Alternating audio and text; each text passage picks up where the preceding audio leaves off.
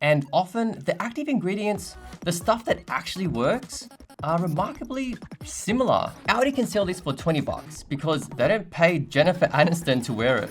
They don't have a fancy counter.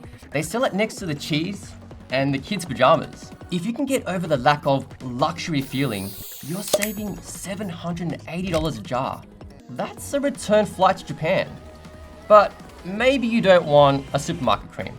Maybe you want serious high-tech skincare. This is where the West is getting schooled by the East. Japanese and Korean skincare is sort of the biggest cheat code right now, and the market there is hyper-competitive. In Seoul or Tokyo, everyone is obsessed with skincare. If a brand tries to sell a basic moisturizer for $100, they'll get laughed out of business.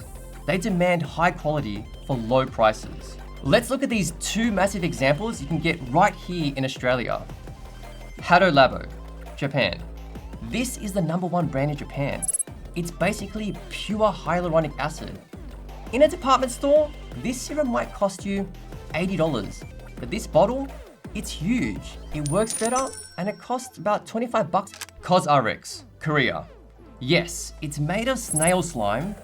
Don't think about it too much, but it works.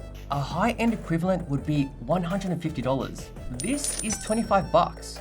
The Asian market spends their money on R&D, not marketing.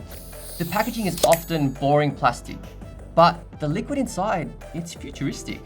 If you're buying Western luxury skincare brands, you're sort of buying 1990s technology at 2025 prices. If you buy K-Beauty, you're buying 2030 technology for 1990s prices. So, how do you shop smart without a chemistry degree? You stop looking at the brand name and you start looking at the actives.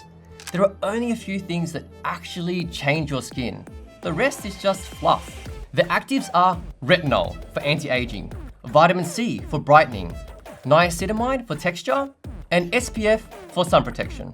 Brands like The Ordinary or CeraVe, they've changed the game. They've stopped naming their products the Goddess Glow Serum and just named them Niacinamide 10%.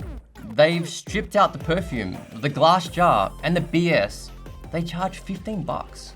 If you walk into a fancy joint and they try to sell you a miracle complex for $150, just ask them, what's the active ingredient?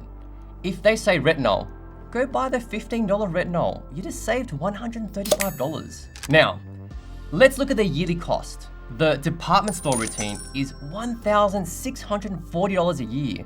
The smart shopper routine, CeraVe, K-Beauty, Audi, is about 300 bucks a year. That's a saving of $1,340 a year.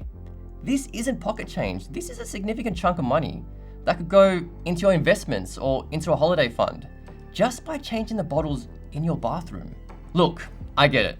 Skincare is emotional. It's nice to treat yourself.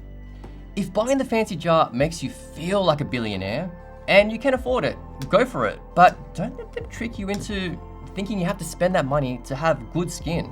Expensive skincare is just a status symbol. Like a Gucci bag.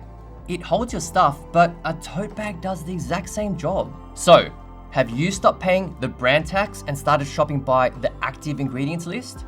Are you still using 1990s technology at 2025 prices? Or are you the smart shopper who's actually unlocked the 2030 tech for a fraction of the cost?